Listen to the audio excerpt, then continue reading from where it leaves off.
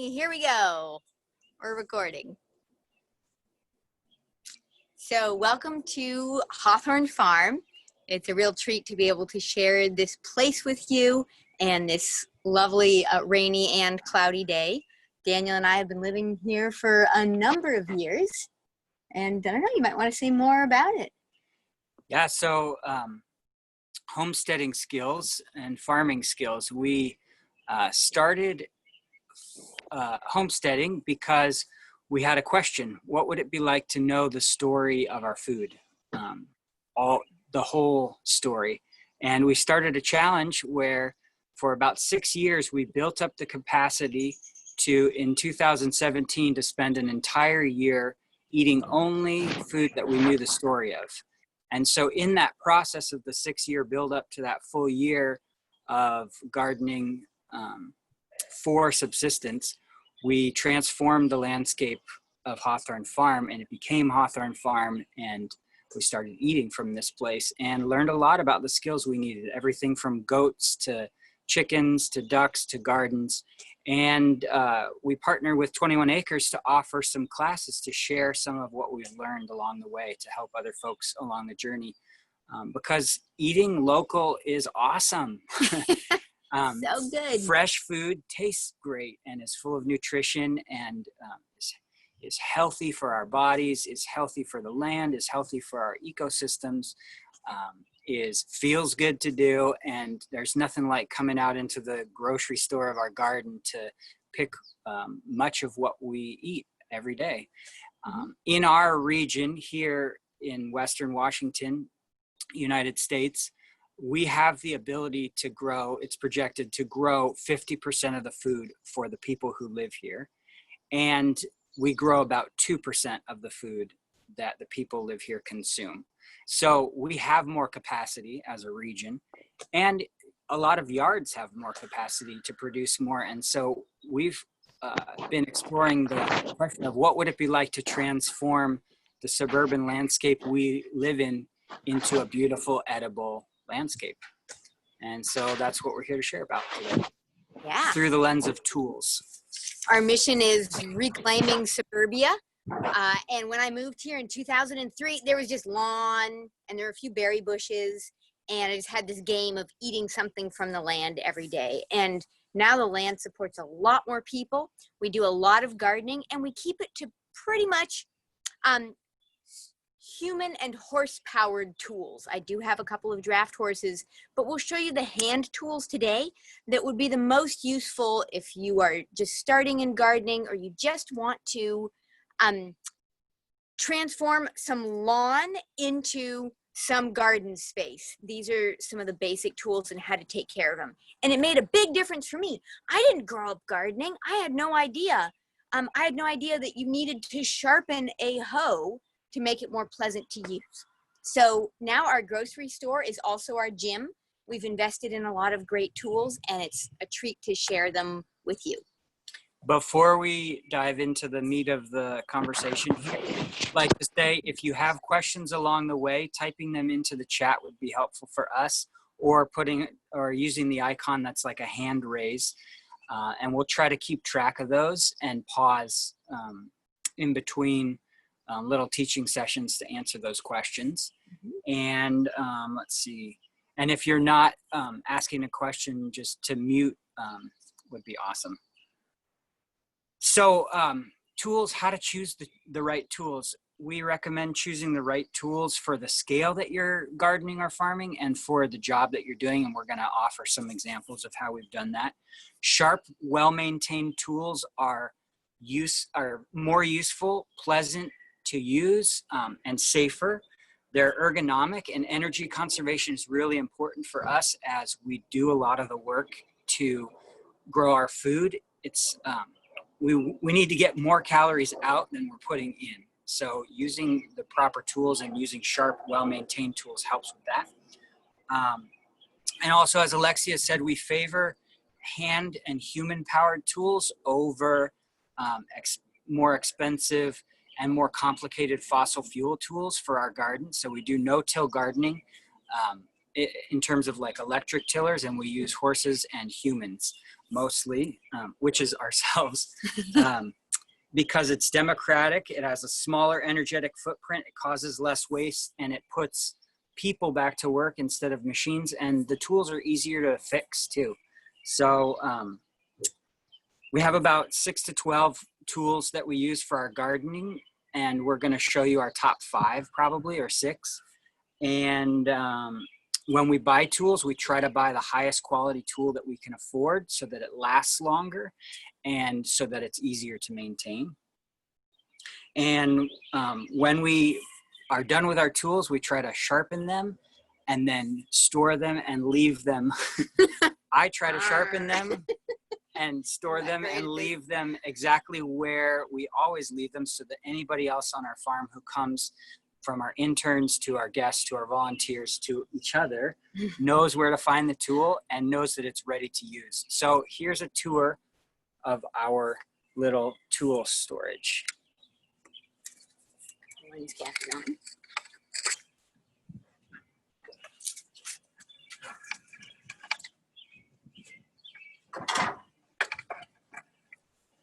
So favorite tool, one of the favorites in the garden is a hoe, as Alexia was talking about. This is a garden hoe. Use it a lot for weeding and a lot for turning soil and disturbing just the top layer of the soil when we're about to plant. These hoes are, these heavier hoes, these are called heavy hoes, and there's a couple of different sizes. These are great for turning sod and really weedy soil into garden soil, especially after we've shoveled, to break up the roots and break up the chunks. Those are the heavy hoes. We have spade or flat shovel, which are great for scooping things like sand and gravel, especially out of the back of a truck, or loose fill. These shovels are we use more for breaking up sod and transplanting and digging holes, and using the sharp edge to cut into the soil. These are trenching shovels for when we're doing narrower work. And the digging fork or garden forks are really helpful for our root bed preparation and for loosening soil for like planting carrots, and then also for harvesting potatoes and carrots. And hay forks are great for throwing and turning and tossing lightweight material like cut grass and hay. There you go. See, great. And pitchforks like these are helpful for throwing mulch and heavier material, especially wood chips. We get a lot of free wood chips in our region, which we use for composting and trails. Big scoop shovels for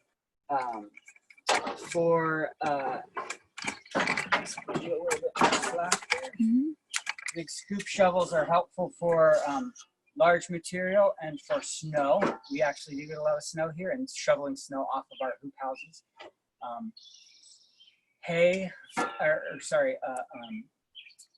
Hard rakes are we use for seed bed preparation and for getting rocks and sticks and things out of our garden soil. And those are, of course, for digging holes, post holes for fence posts. And so we're going to flip the view around. I'm going to unplug this so we can actually go somewhere. And Alexia is going to give you a little tour of using our favorite tools.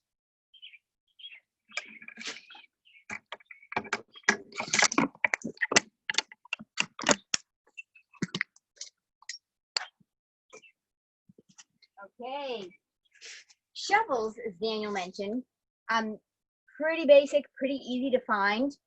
And if you are just turning a small patch of lawn or densely planted area into a garden bed, a shovel is a fantastic tool, especially when it's sharp. More on that later. Just taking a shovel, digging up your chunk of soil, flipping it over, digging up another chunk. If you just do this, and this is a pretty darn pleasant task, take it easy, stay ergonomic.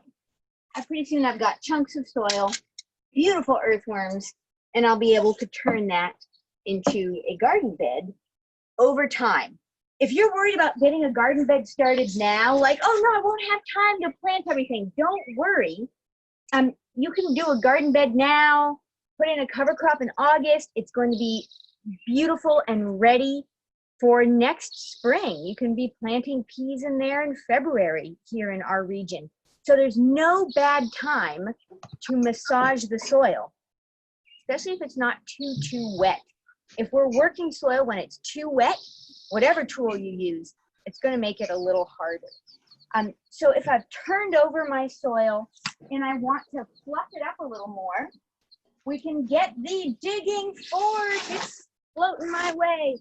So this is an absolutely beautiful English-made digging fork. I got it for about $70 15 years ago. It seems like a lot, but oh my gosh, $50 digging fork, totally worth it. This tool, this is the one I reach for all up beautifully. And it's a pleasure to use. We've got a bunch of $30 digging forks, and nobody reaches for them if we can possibly use this one. So this again is a soil loosening tool.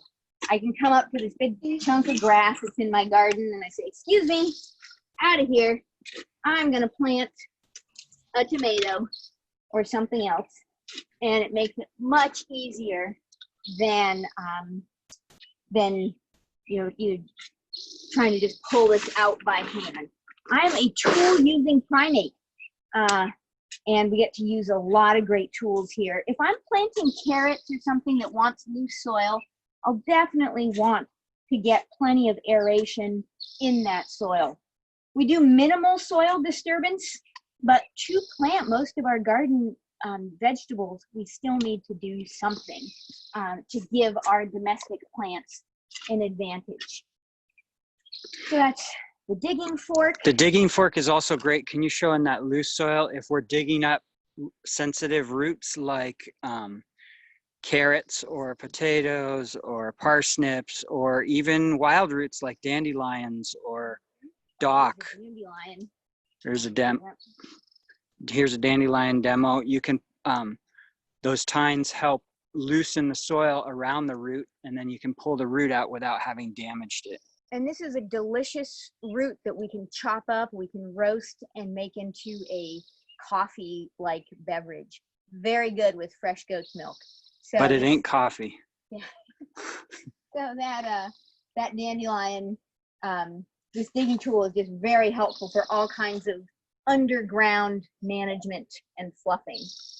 Once we've got a garden bed prepped, we're going to use a couple of different kinds of hose. If I had to choose a few basic tools to really get started, I would choose a shovel for the very, kind of first ground turning. And then I would get a good hoe or three. I'm going to show you three different kinds of hose.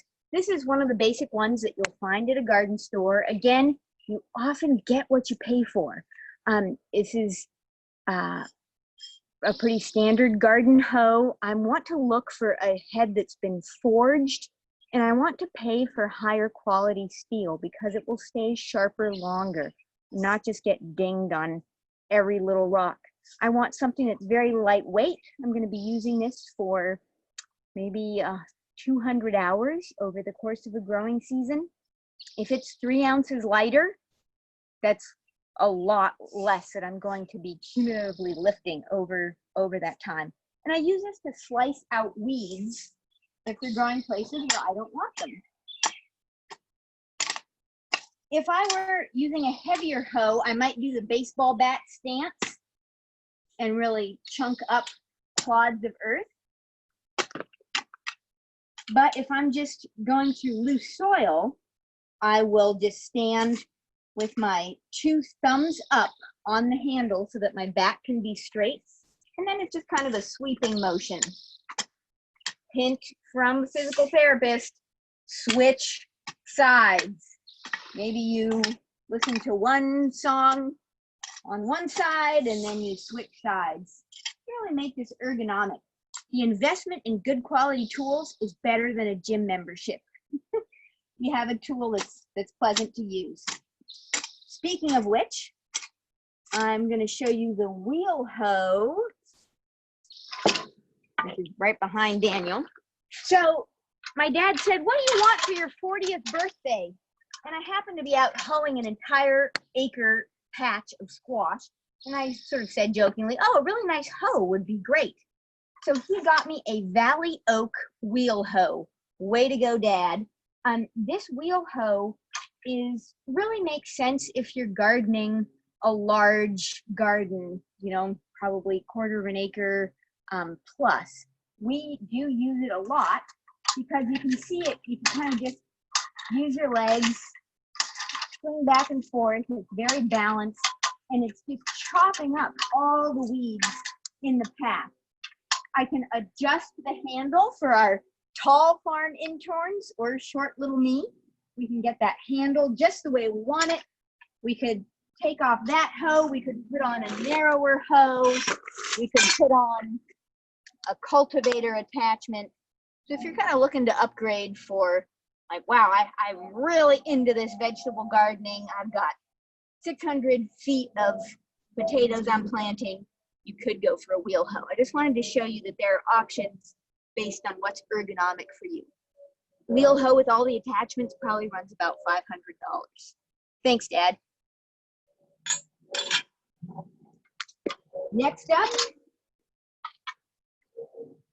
the Coleman hoe, named after Elliott Coleman, the granddaddy of market vegetable gardening in the U.S. This hoe is for working through soft soils near your vegetables. It's not for hacking into big chunks of grass. It's just for sweeping through the soil. And it's kind of like sweeping the kitchen floor or something. See what it does on these cabbages. So with this sharp blade, I can just sweep, and it has a nice long handle, so it really is kind of like sweeping the kitchen. I can come up right underneath those cabbage leaves, and I'll just sweep out the weeds that are growing close to them. And everybody's happy, except the weeds. And you see I'm just scuffing along right underneath the surface of the soil. It's easy, it's pleasant. Everybody's fighting over who gets to use this hoe. I don't want to get anything too much bigger than those weeds there. It really is for getting small weeds right around the plants. But it's so much fun that it's pretty easy to just come out and do 30 minutes of hoeing before dinner or after dinner and relax in the garden this way. Want to say here that our weeding scheme is to weed early and often, and we start weeding as soon as plants start growing, and we probably weed everything at least once every 2 weeks, and it's probably more like once every week. And if we're doing that much weeding, we're knocking back the weeds early, and we're knocking back the growth and really making it hard for weeds to exist in our soil, which after maybe 5 or 6 seasons is going to result in quite a few less weeds. And after even 1 season, it has resulted in quite a few less weeds. And smaller weeds are less rooted. They're easier to knock back, and it makes it more fun that way. And so you've noticed that when we're weeding, we're not on our hands and knees trying to get every single little plant with our fingers. We're standing up and trying to feel the ergonomic benefits of these long handles and these thoughtfully made tools, so that it makes it pleasant and fun and easy. Yeah. So I just got the beets weeded there in that little bit of time. And we have shifted to a lot of perennial plants on the farm. We've got berries, we've got chestnut trees and hazelnuts and walnuts. As long as we're growing these annual plants, we find that we've definitely got to have these weeding conversations. So those are the big things that you would be using kind of backyard garden tools for, is initial soil prep, and then maintaining your weed-free garden, or at least in conversation with the weeds. And about every 30 minutes of hoeing, depending on the soil we're in, we have got to sharpen these tools to keep them really pleasant to use. So as we are in a rain shower right here, we're going to move back under cover where Daniel can show you tool sharpening. Unless there are any questions about tool use with some of our top favorite tools here. Any questions that you see, Daniel? Not at the moment. Okie doke. Well, type up if you've got them and head back under cover.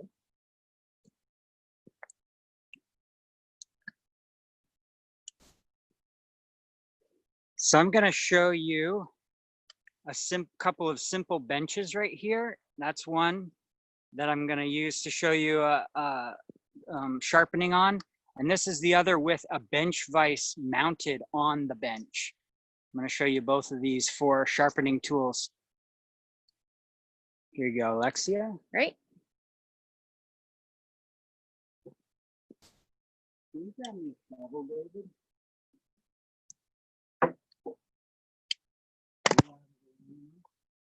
Nope. Here we go.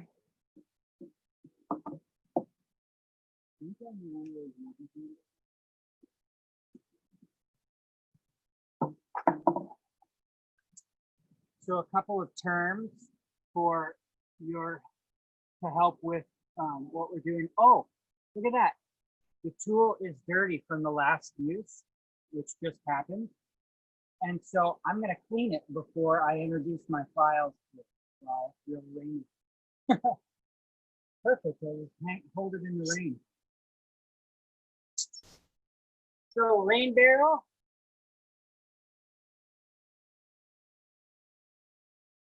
Grubby.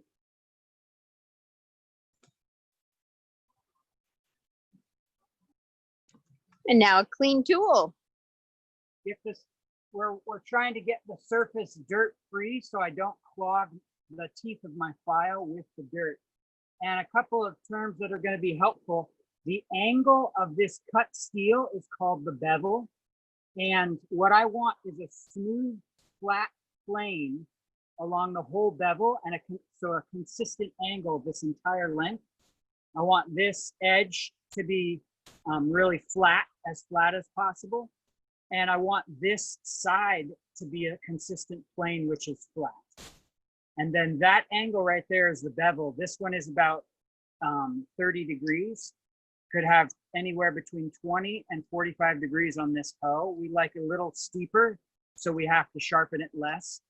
And so the blade doesn't get too weak by being too thin for when it hits, because it does hit stones, it interfaces with stones. The principles for sharpening this hoe, and I'll show you a shovel in a second, are going to be the same across tools, but having the correct file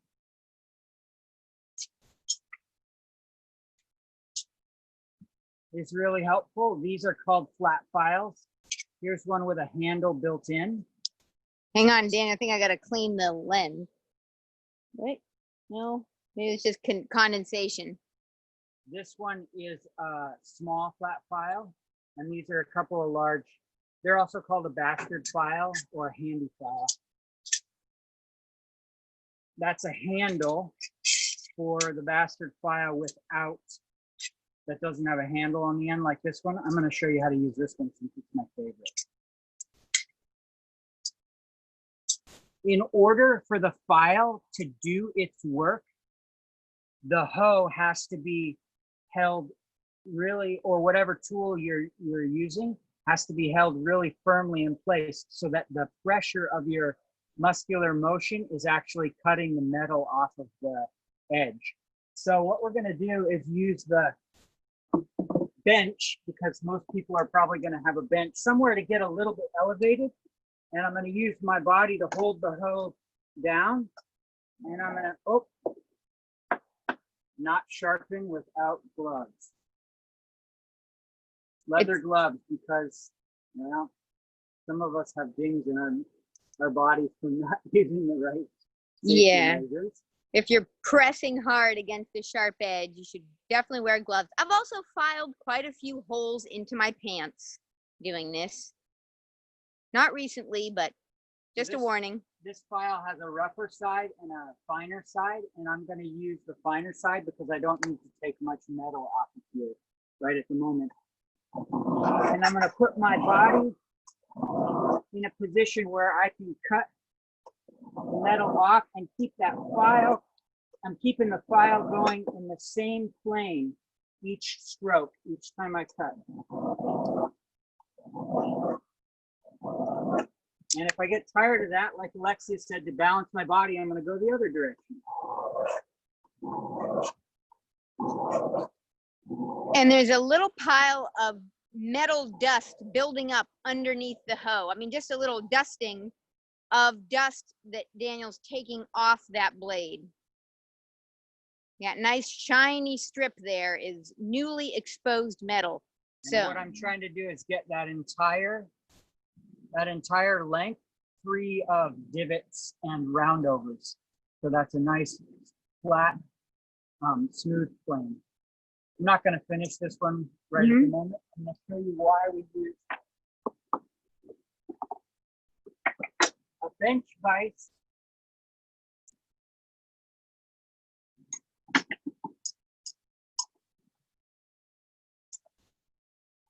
It's actually much more ergonomic because I can put the whole pressure of my upper body into this stroke now. I'm going to find that angle again. And I'm trying to use the whole length of the file so I get the good even wear on the file and a nice full cut. So every 30 minutes of using this in the garden, we're coming back to the bench vise and sharpening it again so that we don't have to waste energy when we're out in the garden. So it's really pleasant and easy to use. So this.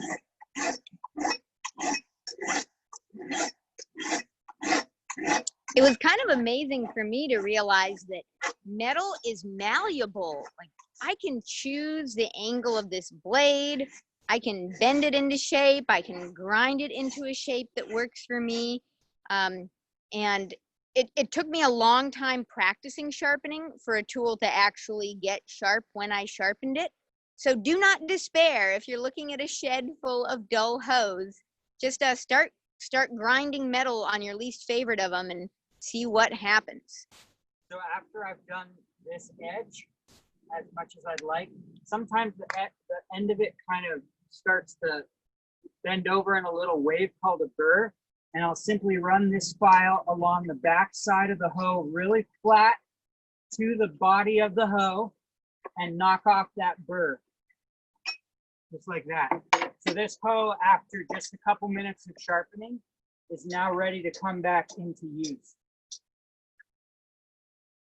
And it's sharp enough that it would hurt you if you jabbed your foot into it. Yeah, if I were to run a bare finger along there, it would cut my finger. Right. Thanks, David. You can see why we pay children by the pound to take rocks out of our garden so that our hoes stay sharp. So the bevel on this shovel has not been defined in a while, so it's even hard to see. But this is the flat side, and this is the beveled side. So I'm going to cut the metal that we're going to cut off is on this side. I'm going to show you on both setups. Daniel, I'm going to switch the camera around. There's a lot of condensation that's happening on the lens, so it's pretty. I think so. It looks really clear here. It might be in between the camera and the. Okay. Here, let me try this. Is that better? That might be better. See how that goes. Actually having right back here will be helpful. Okay, so again, I can't quite get it. Okay. Figuring it out. So making the shovel really stable so that when I'm working with the file. Nope, not working here. Okay, then. And back. Switch over to take that off. Large camera. You take that off of the actual. I don't know. Does it work? No, it's the part in between the camera. Can we wipe it off? No, it's the condensation right in there. I see. Nope. Switch. I tried. Oh man. Sorry, everybody. Hang tight here. Last time the iPad pooped out because it was too sunny, and this time too rainy. Okay, so here we got the shovel held firmly there. That's a better view right there. Great. On the bench, and then again I put the full weight of my body into creating that angle.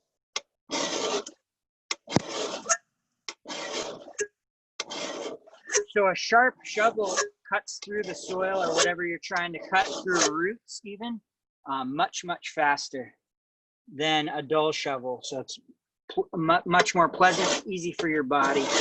So it doesn't take that much actually to get my nice edge. Come and zoom close in on that. That's good.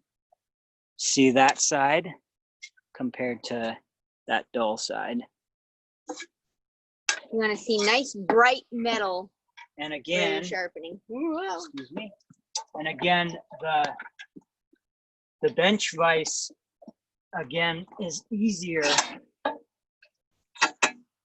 for getting that shovel nice and tight and getting more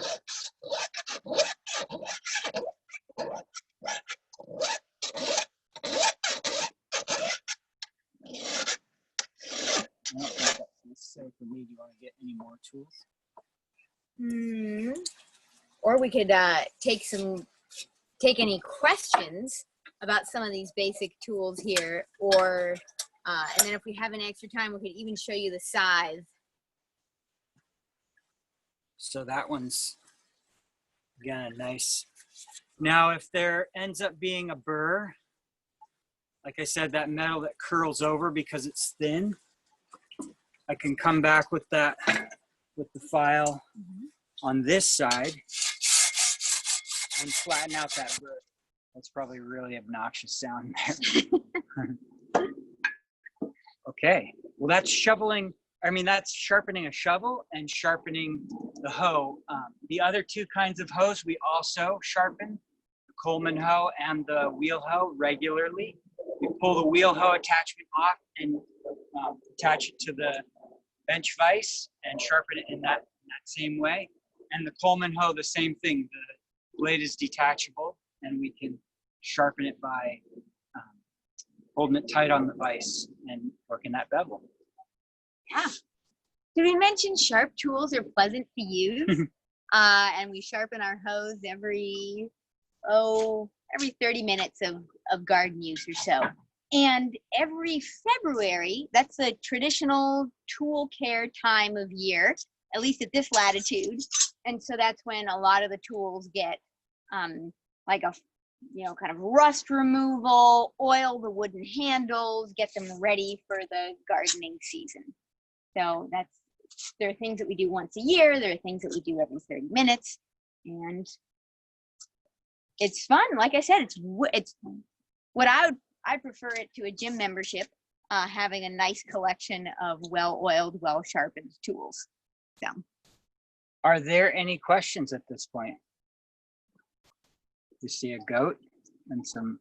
Oh, you got Hi, one. Jenny. Let's see. Oh, questions. Figuring this out. I have one. Yeah, okay. Please. So I'm curious, you said it's a flat file. Are there different, the equivalent of grits? So finer and rougher? Does that make sense? Yep. Mm-hmm. Yeah, there are some are more aggressive and take metal faster. And those are if your tool hasn't been sharpened enough in a while. But there are many different kinds of files, and these files, mill files, are used for metal. And so you got to make sure that you're getting a file that's used for metal and it's very fine teeth. So I could go to the hardware store and ask for a mill file, flat file, something to sharpen a hoe. and they'd probably have something like that. Like I said on this one, the teeth are wider apart on this side. That's more aggressive for taking more steel faster. And this is for finer work. The finer teeth are the more frequent teeth on this side for just sharpening the edge quickly. Thank you. Thanks for adding that. Allie, I think. Let's see. Lynn, raised hand from Lynn. Was that just you? That was, Okay. I'll take my hand down now. Okay. The hand raising is new to me. Any other questions? We could show you the side as a bonus tool. Got one thumbs up. Great. Thank you, Anna. I'm hoping I'm pronouncing people's names correctly. Current favorite tool right now is a scythe for all of us. David here is holding the camera for us. Thanks, David. You can't see him. He's the invisible one behind the show. And Alexia is going to run and get her scythe. We use an old style scythe, which is a long blade for cutting grass, straw, grain, and sometimes even small brush. This is a European style scythe. Nice. And we love it. It's a human powered, human scale lawnmower, and it's quiet, it's fast, it's fun for our bodies to use. We call it exer-scythe. And we've started to get the skills so that we can mow a field sometimes and close to the edges of gardens, sometimes faster than a person could do on a lawnmower. This we can sharpen. It's going to last a long time. It's probably about the same price as a new lawnmower, but it's maybe a little less. Yeah. So why don't you give a demo on that patch of grass right there next to the house? Yeah, sounds great. So should we try and take the iPad out of the case and then we can use the front camera again as well? Yeah, maybe. That might be helpful. Okay, I'll get set up with the side while the camera figures out. I don't think it's gonna work. Let's see if we can figure this out real quick. Maybe. Wait. That work? And then we'll switch it. Video back on. And we'll switch the camera and see if it's okay. Perfect. Nice. Amazing. Well, I'd much rather work a scythe than an iPad, evidently. But this scythe, it was custom made for me. I ordered it from a company in Maine called Scythe Supply, and they asked me for certain measurements so that when I hold the scythe, I can swing the blade close to the ground and level. And the company that makes these blades has been in business since 1540. So they've kind of figured it out. Daniel said, this is a tool it's hard to take anything away from or add to. It's very high quality steel. It's very sharp. And about every 5 minutes, I have to take my whetstone, this is an actual piece of rock, and I just touch up that blade.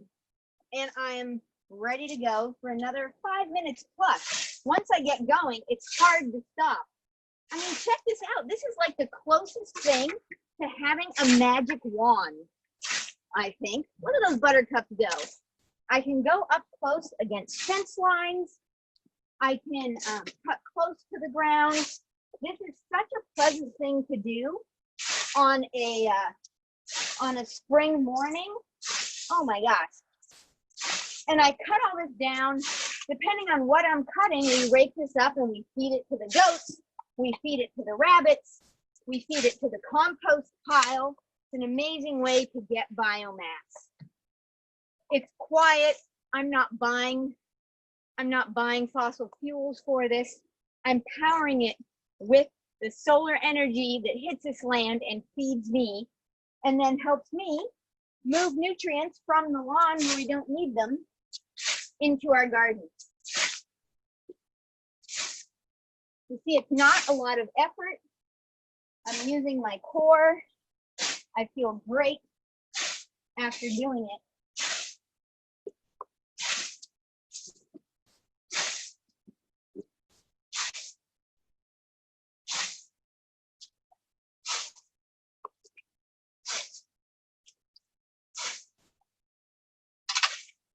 Wow. Every half an hour or so of scything, I do need to draw out the metal, actually hammer the metal to draw it out. Like if I think of the metal as very dense modeling clay, I need to draw it out so that I actually get a very, very sharp edge off of here. The Grim Reaper image is not because the scythe is such a great weapon. It's not a weapon, but the scythe blade relentlessly nibbles through the grass the way time mows all of us down. You can be a philosopher and a farmer at the same time. And that's one of the reasons I love these hand-powered tools and being in touch with the energy it takes to keep ourselves alive, to interact with the ecology of this farm. So I'm hoping that this talk today provided some inspiration or some insight into being part of the beautiful caloric flow that we all get to experience on planet Earth. And when we bring it close to home, bring it local, bring it to our yards, bring it to our neighborhoods, it's just tremendously rewarding. So I think that's the bonus tool part, unless there's anything else you guys want to add, fellow scythe users. No. All right. Set this safely down. Don't scythe over hoses on the grass.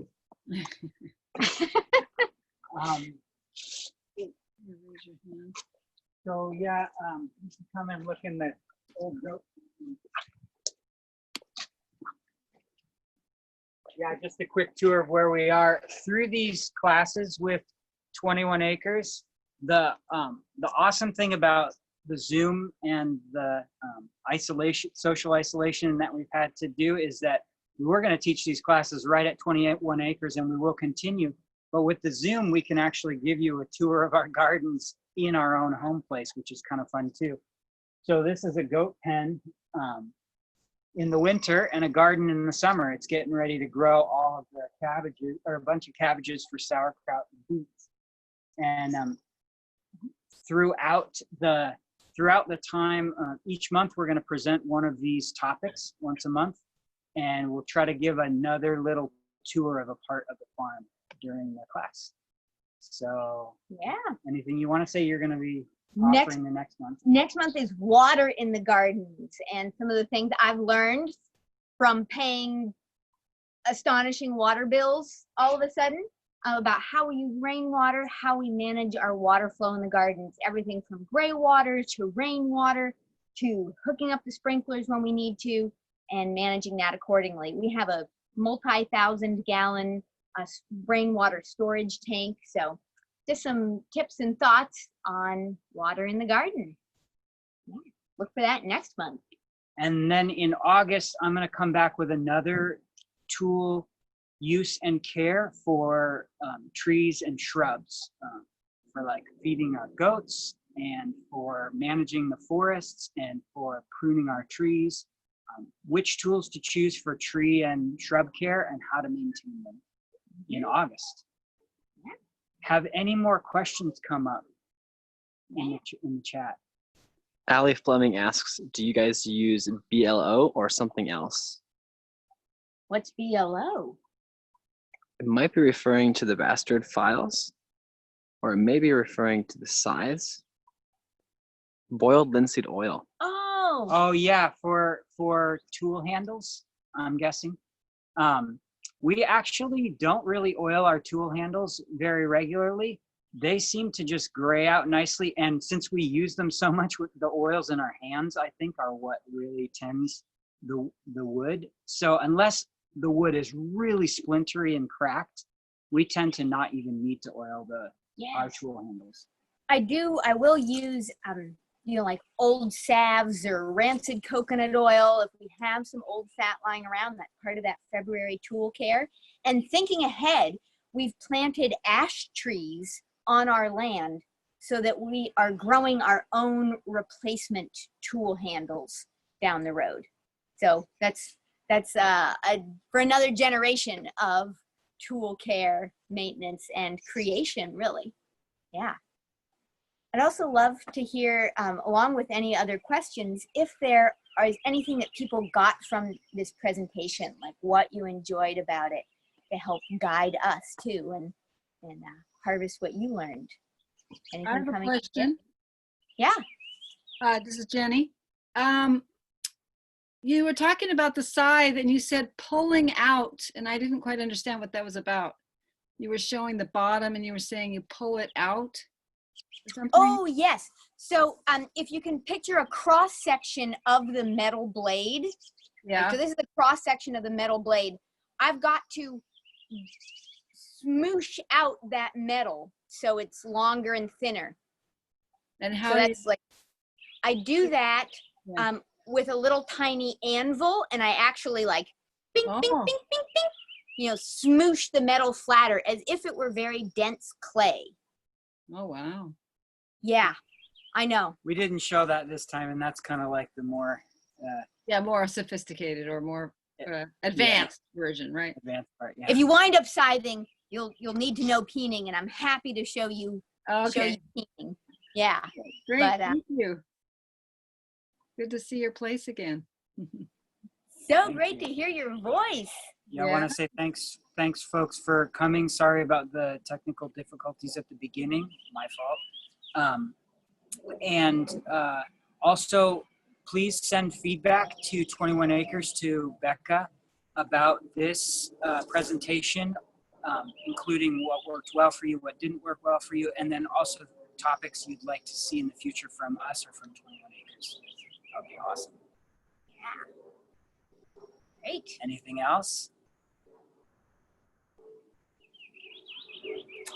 Okay. Thank you all so much, Alexia and Daniel. Thank you so much for giving us really this wonderful look at your homestead and your tools. I really enjoy presenting about things that I wish I had known when I had started. So pleasant, sharp tools are pleasant. You can do this. Take your time to learn and enjoy, and thank you all again. Yeah, and for those joining later on the recording, thanks for tuning in. We'll see you around next month.